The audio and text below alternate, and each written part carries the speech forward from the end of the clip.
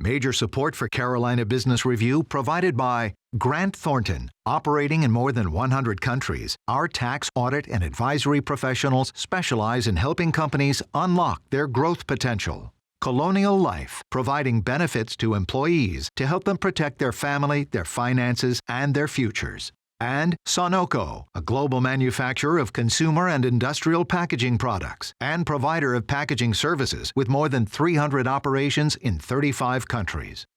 If this is your first time watching our program or you are an infrequent viewer, we hope you will stay for the entire dialogue. We always do, of course.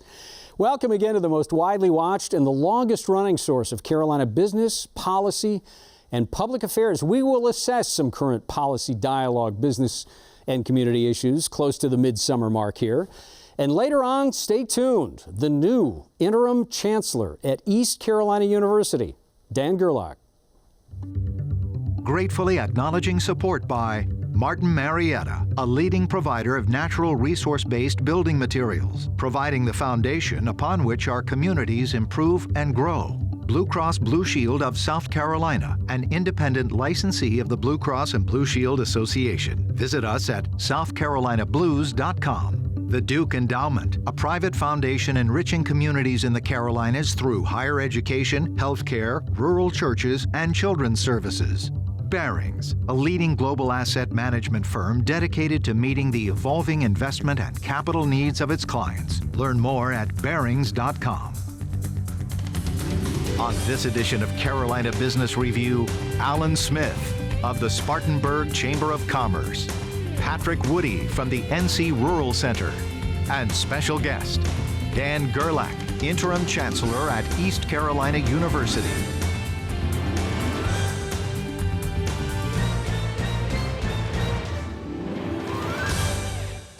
Hello, welcome again to our program. Patrick, good to have you on the program. Welcome back. Good to be here. Thank you. Alan, welcome. We're going to get you your tie in just a minute here. Sure. For a South Carolinian that's wearing an ECU tie. We might have to talk about that a little bit. Patrick, I want to ask you about something, a study that came out of the North Carolina Rural Center about, and I'm going to be paraphrasing, so forgive me if I don't get this completely right, but the idea that small businesses in rural counties are having even more trouble accessing financing. Right. It would be lending. It would even be basic lending, I'm assuming. Is that, which is kind of runs counter to the idea that we're in the 10th year of economic expansion. Shouldn't it not be that way? Well, we see some real differences between what's happening in the small business world for rural areas versus suburban and urban areas. There's a general trend toward a slower pace of new business creation, which is concerning, I think, to everyone. It's not just a North Carolina thing, it's across the country. But in really analyzing what's gone on in the period really right before the Great Recession, so sort of 2005 until 2015 is when the data is available. So that's kind of the period we've looked at. And there's sort of three significant takeaways from that period of time. One, for rural we've seen a 9% decline in the number of small business establishments. So rural North Carolina, 75% of all business establishments located in our 80 rural counties have fewer than 10 employees. So we're talking about pretty small businesses, and we've lost 4,300 of those in that period between 2005 and 2015. The second thing we've seen is because of some of the after effects of the Great Recession and the way the market for credit has changed, we have seen a reduction in the number of rural branch bank locations. There's also been a slight reduction in urban areas, but we've lost 165 rural branch bank locations in our rural communities across the state. So what does that say to you? When you lump those two together, you could conclude what from that? Well, what we conclude and what we see from the numbers is that what really suffers and has suffered is commercial lending has declined tremendously to the point that about a 61% reduction in small business lending between 2005 and 2015 in our rural communities. That equates to 1.6 billion less lending in 2015 than in 2005. We've also seen the amount that is being loaned has been cut in half. So we've gone from an average small business loan size of around $60,000 to those establishments with $1 million or less in revenue. to a point where we're in the mid-30s in terms of loan size. Alan, Spartanburg's not rural, but it's not far from rural communities like a lot of our cities and towns. Is that alarming to you, the way that Patrick described that? Do you see the same rationale in Spartanburg County and surrounding areas in the upstate? Well, in every strong economy, there's an underside. And one of the things that we were discussing is in Spartanburg County, we have 1.3 jobs for every person. We're virtually at full employment. And when you find yourself in that situation, you also trends indicate a decline in entrepreneurship. When you have 10, 12, 13% unemployment, people don't have jobs and they're more willing to take risk and start that small business, bring implementation to an idea that maybe they've had in the back of their heads for a long time. So while we did $780 million in investment last year, Core Egg Dr. Pepper was our biggest announcement at $350 million. We are seeing a decline in micro business. So you're almost, and Alan, I know you're not, but you're almost cheering for a slowdown here. I wouldn't go that far. Does the fear of a trade war with China, a trade dispute with China, does that exacerbate the situation? Well, it certainly is of great concern because, particularly, in our state and the rural communities that I care about, agriculture is such and ag exports are such an important sector in our overall economy. So it's of great concern when and of course a lot of those farmers have already been very negatively impacted by two hurricanes in a 23-month period of time and the impact that has had. So that is of great concern in terms of those foreign markets. And what about, and Alan, I mean, you're in the backyard of BMW, Michelin, et cetera, et cetera. It has to have, it's showing an effect, isn't it? Yeah, BMW plant Spartanburg. We have 225 international companies in Spartanburg County. We are very nervous when it comes to trade issues, trade disputes. You could say our economy is predicated on international trade. Go ahead. I think when I think about some of our rural communities that are doing really well in terms of transitioning to the new manufacturing, advanced manufacturing economy, a lot of that is based upon foreign direct investment, and we've seen that even in rural parts of North Carolina, and so that's really concerning. Well, you know what, it's funny, but the dialogue that we've had over the years with gentlemen just like you and gals just like you right here on this program has gone so well, Alan, and I'm picking on you a little bit because South Carolina has done such a good job around aerospace and automotive that you've got these huge heavy industries now that seem to be at risk for just what we're talking about now. So when you say we're very concerned, is that in general across the state or in heavy manufacturing areas like the upstate? I would say generally across the state. When you look at manufacturing, distribution, logistics, and the foothold that it has on the South Carolina economy, I would say it's a statewide issue and a statewide concern. And I think that's true of North Carolina as well. Broadband seems to be an answer for building some critical mass in small businesses in rural communities. It sounds good. Can North Carolina deploy what it needs to deploy to have true broadband, wall-to-wall carpet? Absolutely, we can. It's not easy. If it was easy, we would have already accomplished it. One of the things we're really proud of is the history of the state in broadband development and deployment in the state. We did a really good job in the late 90s and the early 2000s in terms of building out a really robust middle mile network that gets us a lot of the way there. All of our critical anchor institutions, our public and private universities, our hospitals, our health departments, our local governments, every public school in North Carolina has fiber to that school. We're the first state in the nation that accomplished that. But we have not solved the last mile challenge. We do have a lot of policy work that's going on right now at the General Assembly. I don't think there is a single issue within the North Carolina General Assembly that there's more bipartisan consensus around than there is around rural broadband. Where's the snag? it takes time, and I think actually we're overcoming the snag. We successfully got a state-based grants program established last year to really work on filling in those gaps in service. It's important that we be open to various technologies being the solution. So getting everybody on the same page in terms of the answer everywhere is not going to be last mile fiber to every single home and every single business. It's going to take a mix of technologies. It's going to take public-private partnerships. It's going to take a mix of business types. It's going to take some nonprofits at play in this world. We need to clarify what local governments can do.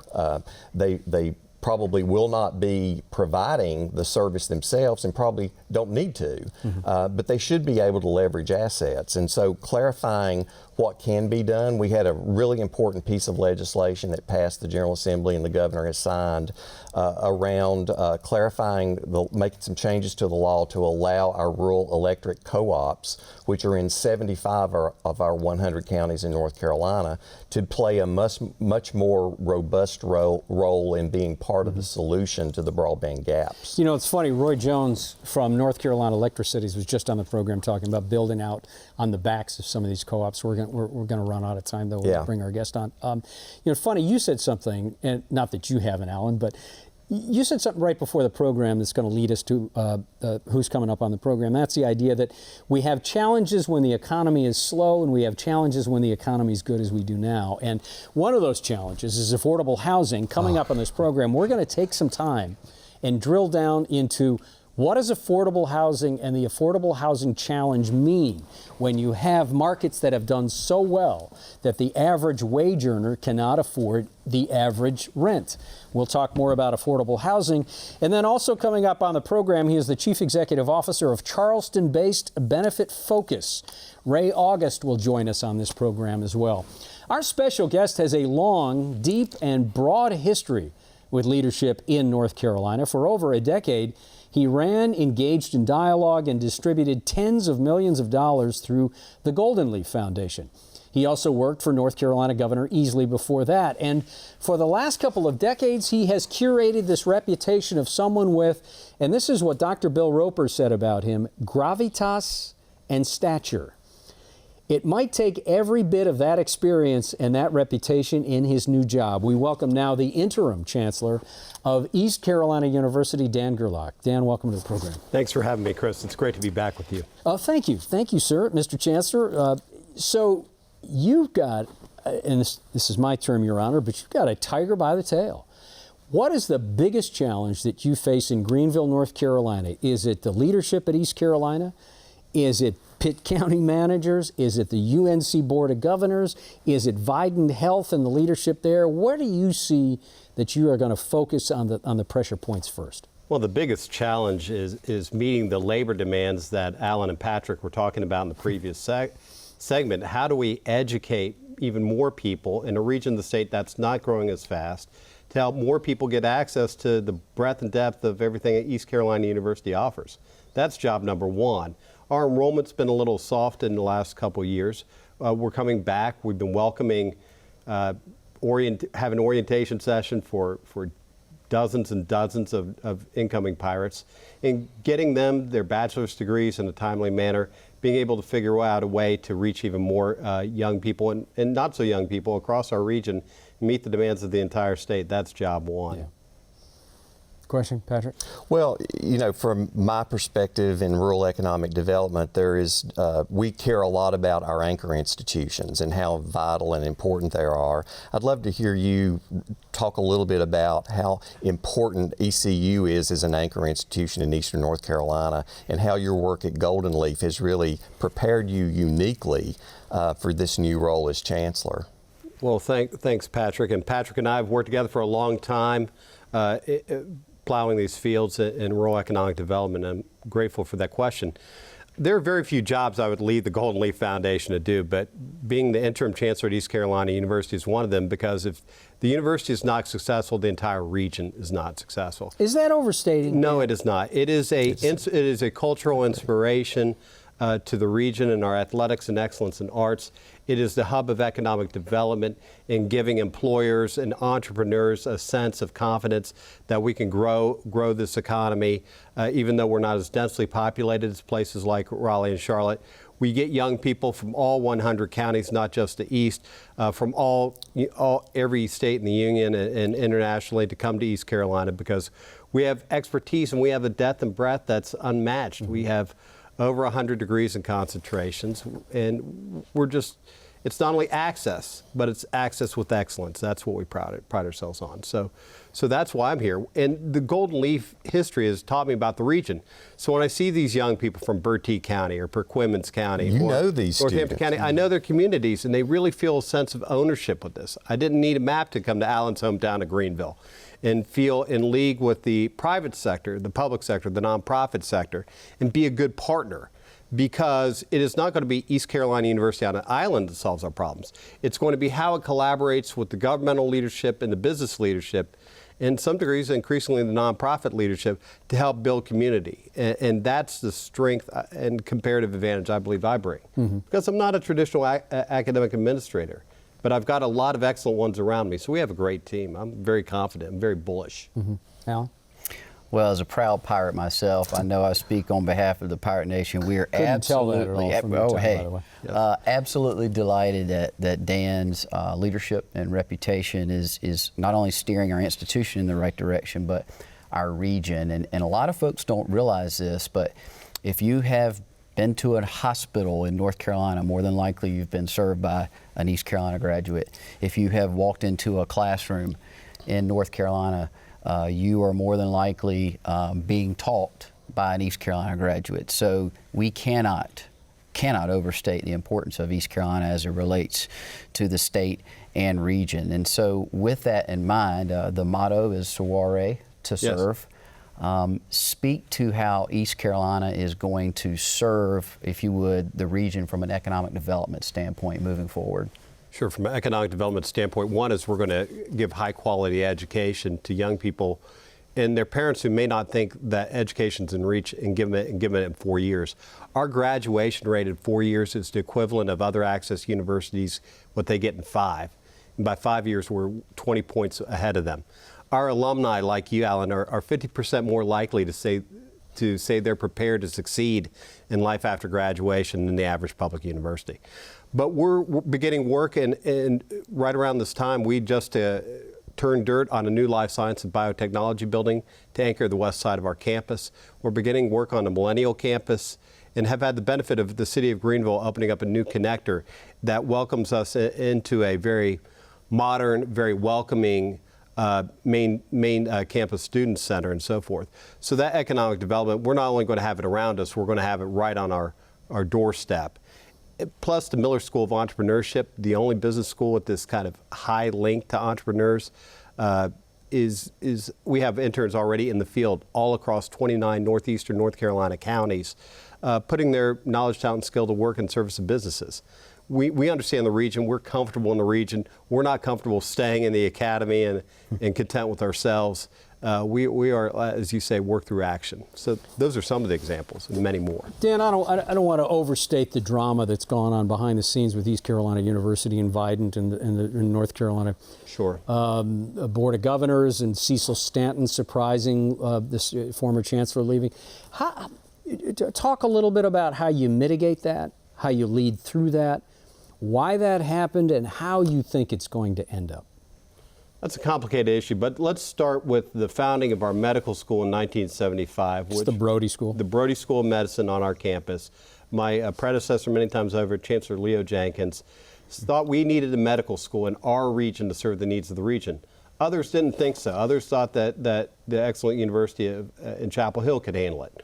But frankly, we've seen evidence that we serve two different missions, that UNC Health and ECU do two different things. And we serve the needs of educating primary care doctors from North Carolina, and we do it well.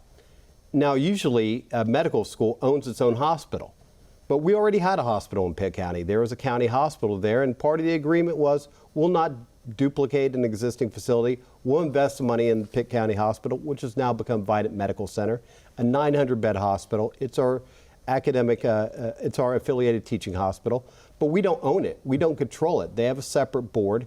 And so we need G and HA. We need to work together to do that. We've run into some challenges where they want to make sure that they have control of their board. They didn't do that with consultation with the ECU or the UNC Board of Governors, which is an arrangement that's existed for 40 years. We're going to work all that out. Recently, the General Assembly just put a $250 million investment in a new facility for the Brody School of Medicine. The largest, Chris, capital investment east of 95 by the state government, I believe, in our history. And that's not at risk. Everything's at risk. But what I would say is, with that type of facility, Greenville and Pitt County are not going to fumble an opportunity to modernize our healthcare infrastructure, double our class size when we have such desperate need for primary care physicians in there. So I feel confident that's going to work out. By year end, within 24 or 36 months, I don't want to pin you down on a time, but I'm sure the clock is running for you when you can't be distracted. Well, yes, I have. When I signed up, starting May 6th, I signed up for a 2-year deal, up to 2 years, depending on when the Board of Trustees and the Board of Governors decide, and President Roper decide on a new leader for a permanent chancellor for East Carolina University. But I'm going to be hard at it. I believe we're going to work all this out. Yeah, I really do. Patrick, question? Just knowing the young folks that you have touched through the work of Golden Leaf and how many of them end up being ECU students, talk a little bit about the impact you've had through your previous work in terms of investing in the development of young folks and instilling in them this a service desire, I would say, to oftentimes make a decision to play an important role in the community they grew up in. Well, since the beginning of Golden Leaf 20 years ago, and our first chairman was Bill Friday, who, Patrick, you and I ruled that not more young people know who Bill Friday is. Yeah. But he thought this money should go to help young people from rural North Carolina get access to college. And so the foundation has given financial aid since its beginning to people going to North Carolina public and private colleges, more of whom go to East Carolina University, and rightfully so, than any other place. But now we've augmented that with leadership development and with internships, paid internships out in rural counties. And that's made a difference. But why I love East Carolina University so much is because when I looked at these scholars, met them when they were seniors in high school, and met them when they were seniors in college, and worked with them in between, the growth was bigger at East Carolina than other places. We get a wide variety of students, but we do the best with them. So that's what's encouraging.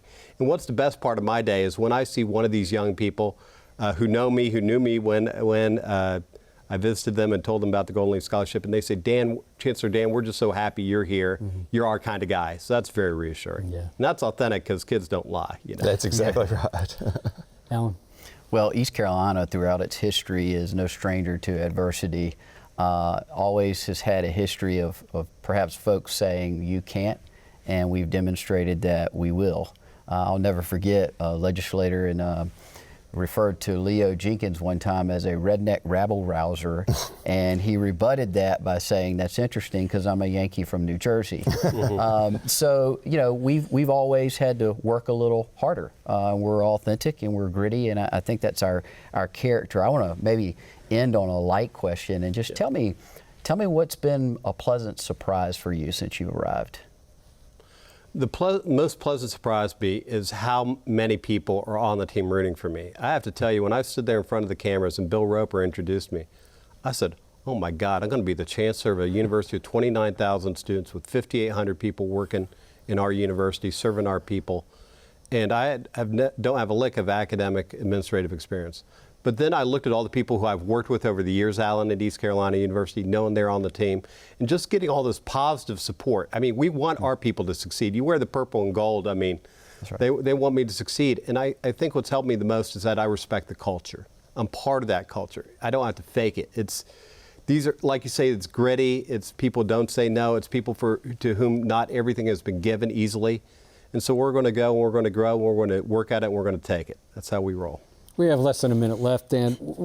I'm sorry, Chancellor. I'm so used to seeing you around the state doing so many things, and this is a particularly challenging role, which I think a lot of people know that you're up to. What, in about 45 seconds, what are you most encouraged about? Besides how you just described that to Alan, what do you think when you look back on in 2 years, you say, yeah, we nailed that, or that was the thing that really got us over the top? One, I think that we will be a lot calmed down about all the, there's been a lot of drama. In Greenville, we have drama from time to time. It's going to be settled down.